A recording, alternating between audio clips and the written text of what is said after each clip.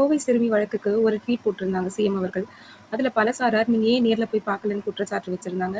அதே போல அறிக்கையும் ஒரு நாள் கழிச்சு தான் விடுவீங்களான்னு குற்றச்சாட்டு வச்சிருந்தாங்க. சாதாரண மனுஷனை போல உடனே பதில் சொல்ல முடியாது. ஏன்னா சிஎம் பதவியில இருக்கும்போது ஒவ்வொரு அறிக்கையும் விமர்சனத்துக்கு உள்ளாக்கப்படும். உண்மை தெரியாம பதில வச்சாங்கன்னா தவறான தகவல் பரவிடும். அதனாலதான் தாமதமாக பதில் வரும். ஒரு நாளோ இல்ல 2 நாளோ எடுத்துக்கிட்டு தான் பதில் சொல்லுவாங்க. ட்வீட் போட முடியும். சரி, அதெல்லாம் இருக்கட்டும். என்னதான் இந்த எதிர்க்கட்சிகளுக்கு பிரச்சனைன்னு தெரியல. சும்மா சொல்லக்கூடாது. நம்ம எதிர்க்கட்சிகள் ரொம்ப அதிகமா கேள்விக்கு கேட்கறாங்க. ஆனா, அவங்க குறை சொல்றதுக்கு முன்னாடி அந்த இடத்துல அவங்க இருந்திருந்தா என்ன செஞ்சிருப்பாங்கன்னு யோசிச்சு பார்த்துட்டு பேசியிருக்கணும்.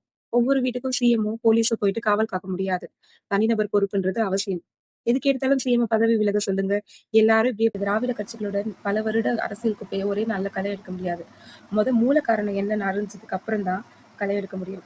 கிட்டத்தட்ட 70% வழக்குகள் மதுவாலையும் போதையினாலையும் தான் நடக்குது. அது தடுக்க பல நடவடிக்கைகள் எடுக்கப்பட்டுள்ளன. அதை பத்தி யாரும் இங்க பேசல. அதன் மூலமா எவ்வளோ கேஸ் நடக்காம தடுத்திருக்காங்கன்றதையும் நம்ம யோசிச்சு பார்க்கணும். விமர்சிக்கலாம், ஆனா வன்மத்தை கக்காதீங்க.